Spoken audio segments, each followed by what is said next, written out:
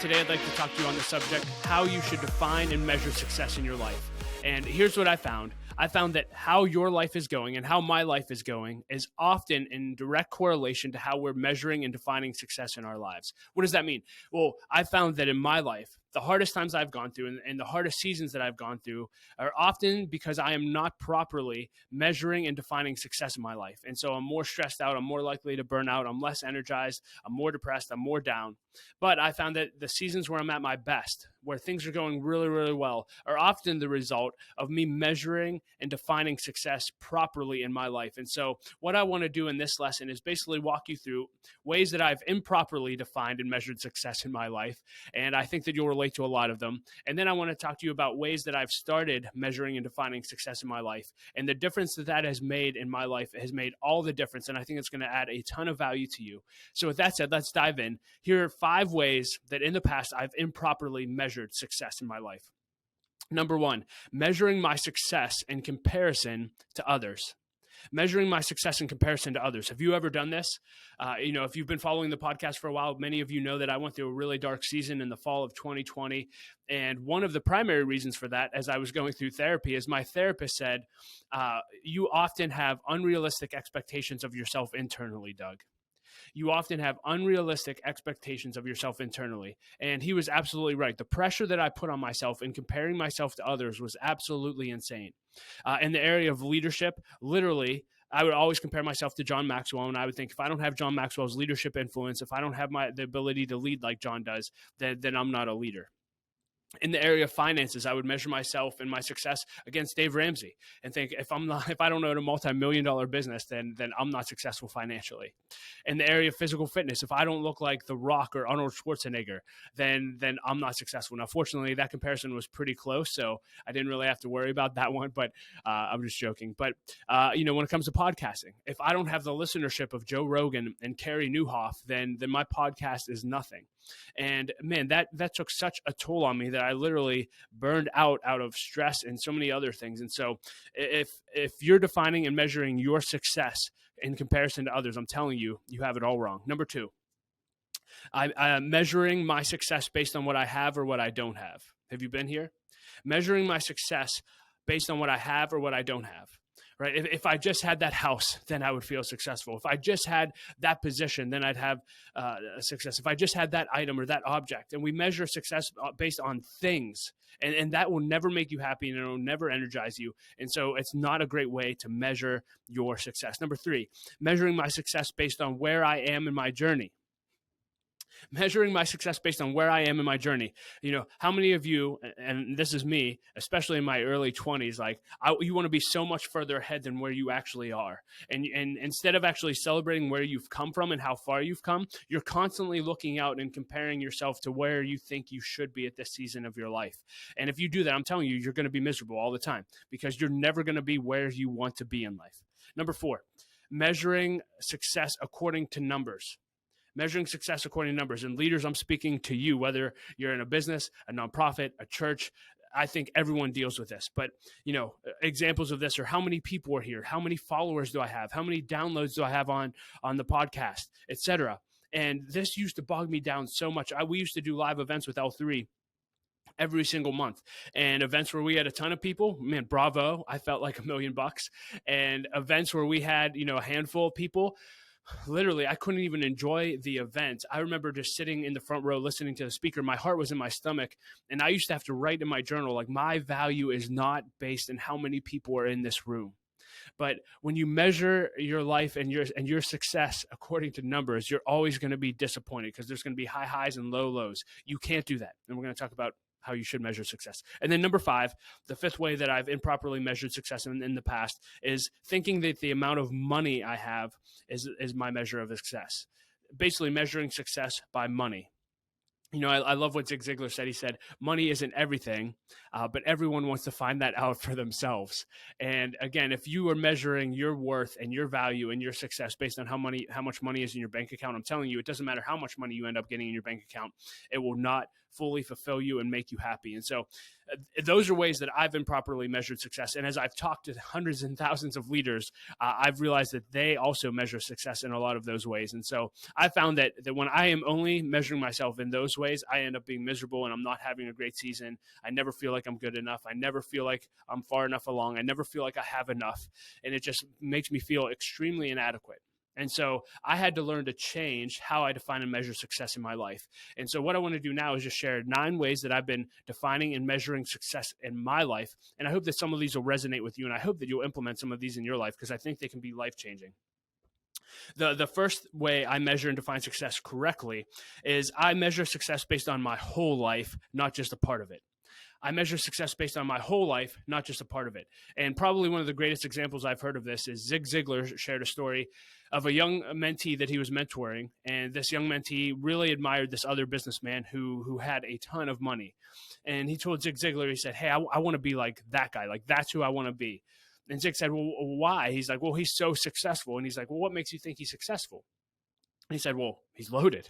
Like, he has everything that he ever wants. And Zig said, okay, I think this is a time to teach you a lesson. And let's sit down and talk about this person that you're looking up to. He said, if you're just looking at success and how successful he is when it comes to money, then you're absolutely right. He has more money than he knows what to do with. And so if we just look at that area of his life, we can both agree, yes, he's very successful. But let's look at all the other parts of his life and actually see if you still think he's successful. And he said, let's look at his life in the area of relationships. He said, do you know that guy's been divorced multiple times? He can't keep a marriage, and he has no really close friends. And basically all he does is focus on business. And the kid said, no, I had no idea that was the case. And he said, and spiritually, he doesn't believe in God. He has no relationship with God. He doesn't feel like he has purpose in life other than just to make money. And that's all he focuses on. And so he really doesn't have a spiritual life. And then he talked about, other areas of his life to save time. And basically every area of his life, with the exception of money, was not great at all. And Zig said, hey, after reviewing his whole life, every area of his life, would you still want to be like him? Do you still want what he has? And the mentee said, absolutely not. I had no idea. And it totally shifted how he viewed success. And so my question to you is, do you measure success based on your whole life? My mentor, Larry Betancourt, I remember him when I was a young leader. He said, Doug, man, I have a lot of friends that have more money than me and more stuff than me. But can I tell you this? They don't have the peace that I have. They don't have the marriage that I have. They don't have the kids that I have because they're focused on the wrong things. And so, look at your life, look at your physical fitness, look at your bank account, look at your family, look at your relationships. Like, all of that makes up your life. And so don't just measure success based on one little sliver of your life. Make sure that your whole life is great. And I think that'll help you a lot. The second way that I've learned to define and measure success correctly is from a principle that Dan Sullivan, who is the owner of Strategic Coach, shared. And he actually wrote a book on this subject called The Gap and the Gain. And this was so helpful for me. And I share this with people all the time. But he basically calls the gap and the gain. He said when he was young, he loved horizons. He loved sunsets and sunrises. And so he would always go look at the horizon. And he would always try to get a closer and closer view. But he said the closer you get to the horizon, the farther away it seems. And he said, usually in life, if you just chase the horizons of your life, if you only look into the future to measure how successful you are, and you're measuring yourself against your ideals and dreams, you're never going to feel like you're enough, and you're always going to be disappointed and depressed. He said what you need to do, instead of measuring forward based on where you want to go, you need to measure backwards, and that's what he calls the gain. And looking back at the last 5 to 10 years of your life and saying, how far have I come? How far have I come? Stop measuring yourself against how far you have to go. Start measuring yourself against how far that you've come. And I think if you actually sit down and take the time to journal and write down all that you've done in the last 3, 5, 10 years, you'll be shocked at how far you come. And you'll be shocked at how proud you are of yourself and just how happy you are with the growth that has taken place. And so stop measuring against the gap that you have with your future and start measuring against the gain you have in your past. And I'll also just say this to encourage you. If you do review your past and you feel like you haven't made progress and you're not where you want to be, the great news is you can start today. You can start making progress on building a great life right now. I say it all the time, but if you don't start where you are, you stay where you are. And one of my favorite quotes is, although you cannot go back and have a brand new start, my friend, Anyone can start from now and have a brand new end. And you have a wonderful opportunity starting today to start making daily progress that you'll be proud of a year from now, 2 years from now, 3 years from now. So start where you are, but learn to measure against the gains, not against the gap.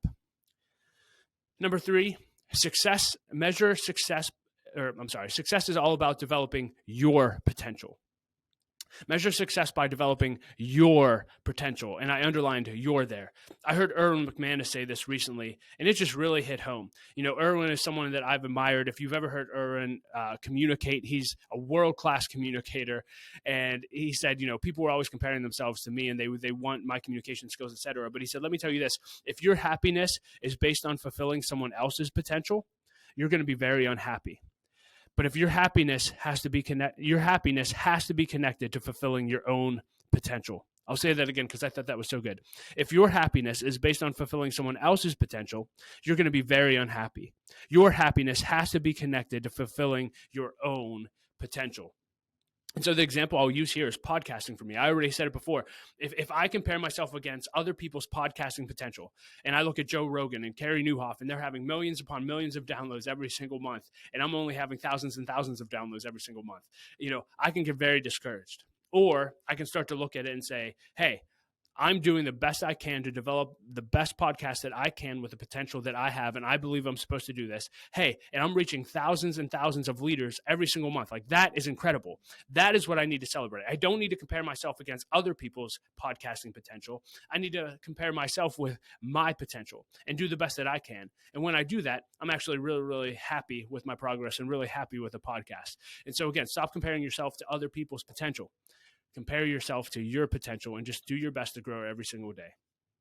Number 4, this was probably the first definition of success that I started implementing my life in a positive way in my early 20s. I heard John Maxwell say this, and this was his definition of success from a very early age. He said, success is 3 things. Success is knowing my purpose in life, growing to my maximum potential, and sowing seeds to benefit others. Success is knowing my purpose in life. And for me, I believe as a person of faith, that comes from God. If you're following God, I believe God has given you gifts, talents, and passions that he wants to use in a significant way to make a difference on the earth. And when you actually connect with the purpose of God that God has for your life, your whole life changes. You wake up every day excited. You never have to work a day in your life. Like, it is amazing what happens when you get to live out your purpose. There's nothing better. Number 2 is growing to my maximum potential. Hey, that's what this podcast is all about. It's coming alongside of you and helping you grow. I heard it said a long time ago that growth equals happiness. And if you want to be happy and feel successful all the days of your life, grow every day. You know, if you want to show me a happy marriage, show me a growing marriage. If you want me to see a happy company, show me a growing company. Anything that's growing is usually happy. So growing to my maximum potential. And then number 3, sowing seeds to benefit others. You won't truly be happy until you give your life away. In fact, my mother-in-law used to say this to us all the time. The secret of life is to give your life away and to make an impact. And if you start doing that, if you start dying to your wants and needs and start giving your life away for the betterment of others, I'm telling you, that definition of success is so good. So I'm so thankful for John for letting me know his definition of success. Number 5, this is another one I got from Maxwell, but was huge. And he said when he started turning around 40 years old, he started realizing that a lot of his friends started getting divorced and walking away from their family. And he realized it was because they were too focused on their business world and success and all these other things, and they got their eye off the ball of their family. And he was actually afraid because he loved leadership, loved growing his company. And he said, if I don't redefine what success looks like in my life in my 40s, then I could lose everything. And so he said, the definition I started using to define success in my life in my 40s was this. He said, success is when those closest to me love and respect me the most. So good. Success is when those closest to me love and respect me the most. And I think this is so true that it's so easy to take your family for granted because they do love you unconditionally and no matter what, and you see them every day. And so as leaders, we always want to grow our influence, and we become so concerned about what the outside world thinks of us. But the reality is it really doesn't matter what the outside world thinks about you. What matters most is what those who know you the most think about you. And so for me, again, I've been using that definition since we started having kids and since I got married. Like, I want my wife to love and respect me more than anyone else on the planet. I want my children to love and respect me more than anyone else on the planet. Family really is everything. And leaders, I'm telling you, if you don't define success in this way early, you could put yourself in danger of losing your family without even knowing it. And so properly define success within your family. Number 6, success in life is experiencing more of the 4 freedoms. Success in life is experiencing more of the 4 freedoms. And again, this is a concept I've been focused in on for the past year and a half. It's a concept I got from Dan Sullivan from Strategic Coach. Again, he's been so influential in my life. But he basically said there's 4 freedoms to pursue in life. Number 1 is freedom of time. Number 2 is freedom of money. Number 3 is freedom of purpose. And number 4 is freedom of relationship. And basically, I am trying every day to build a life where I have freedom of time, money, purpose, and relationship. Freedom to have all the time I have to do what I need to do, all the money I have to do what I need to do, all the purpose. I can focus 100% on the purpose that God's called me to. And then lastly, I can do life with who I want to do life with and go help who I want to help. And so that's been one of my major goals as far as success is concerned the last year and a half, and I continue to focus on that. Number 7, this is huge. Again, for people of faith especially, success is being faithful to what God puts in your hand. Success is being faithful to what God puts in your hand. And I learned this lesson very, very early. In fact, I would say that this is a life lesson for me. I share this everywhere I go. But when I was 17 or 18 years old, I started interning at a church with Larry Betancourt. And I remember there were several other interns, and all the other interns got all these cool jobs. They got to be on stage. They got to MC. They got to do graphic design. And my only job was to wash pictures in a closet and to set up and tear down from youth group. And I was doing that for 6 months, and I just got sick of it. I'm like, I wasn't getting paid. I'm like, this is the dumbest thing ever. I'm giving up all my time to wash pictures and set up and tear down from youth group. I'm done. I quit. And I waited till Larry left for his sabbatical, which he had never had one. So he leaves. He's on a plane. And he gets an email from me saying, I quit. Now, thankfully, I had a great mentor in my life in Larry, and he called me and he said, listen, if you're going to quit, you're going to be a man and quit to my face.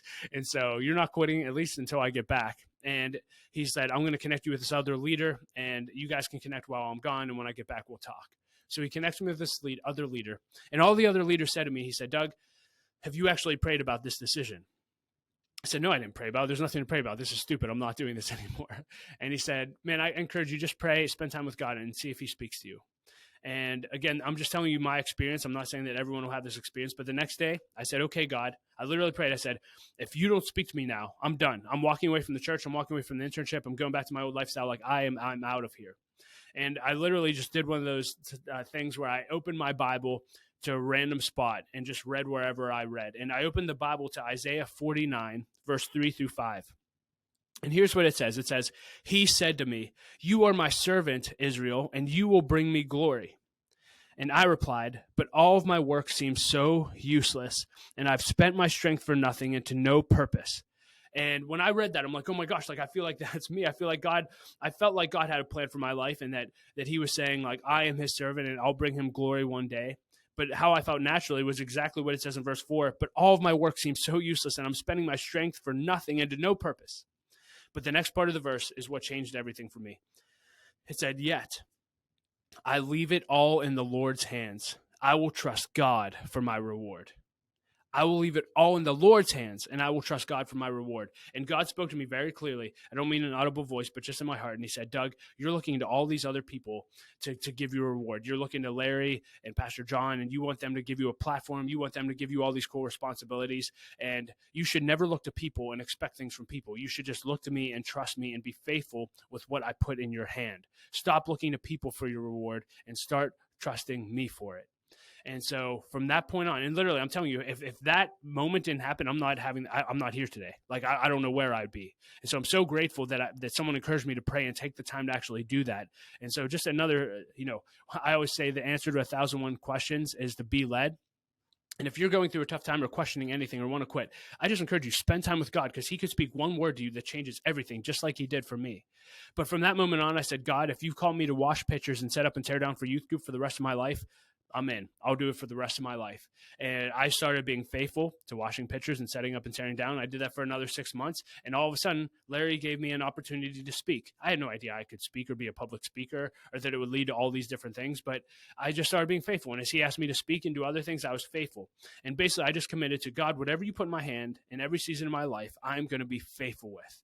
And that's worked out really, really well. So I just want to encourage you. Success is simply being faithful to what God puts in your hand and trust his timing and trust him for promotion. I just recently interviewed Micah Tyler on the podcast. Phenomenal interview. Really encourage you to listen to it. But he was talking about the same concept. And I believe he was 23 or 24 when he really felt like he was supposed to go into music as a Christian artist. And so he did that. He left his job as a youth pastor. He started driving a sausage delivery truck. He moved into a mobile home with his family who just had 2 kids. And he did that for 9 years and literally didn't see any real fruit from music. And then all of a sudden, out of nowhere, after 9 years of being faithful with what God put in his hand, God opened up a door and he ended up signing a record deal, etc. He was 33 years old. And again, he just said, just be faithful. If God tells you to do something, just be faithful with it.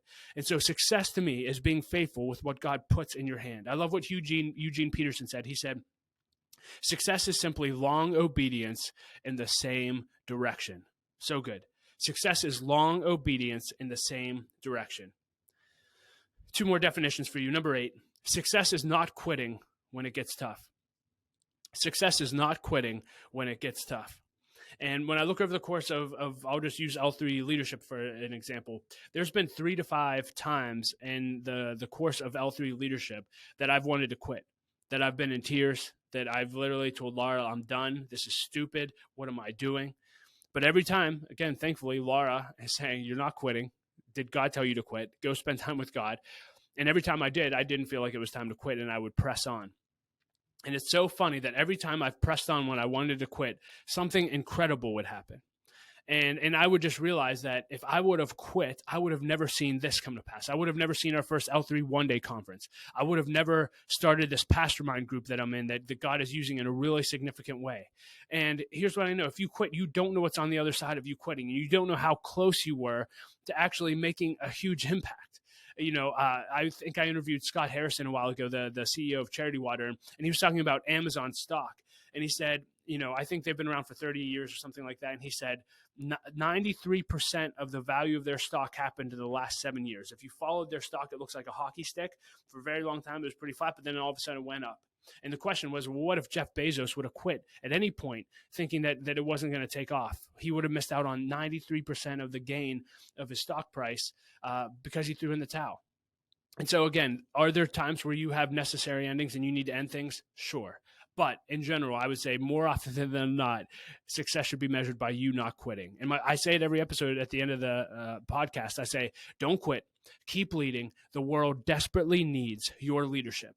And when you don't quit, you have no idea what you're going to set into motion in your leadership journey and how many people you're going to impact if you simply make the decision to not quit. And then number 9, success is simply enjoying the journey. Success is enjoying the journey. One of my favorite quotes is from Mae West. She said, you only live once, but if you do it right, once is enough. And here's what I know. If you'll learn how to properly measure and define success in your life, it's going to enable you to enjoy the journey. Because you're going to not compare yourself. You're not going to find your value in the numbers and all these different improper ways to measure and define success. You're just going to simply able to enjoy knowing your purpose in life, growing to your maximum potential, and sowing seeds to benefit others. And there's really no better life than that. And so I hope this lesson helped you. I know that I needed a lesson like this when I was younger. It would have helped me immensely and saved me from some very, very hard seasons. But hey, so I hope this added value to you. Hope you have a great day, and we'll talk to you next time.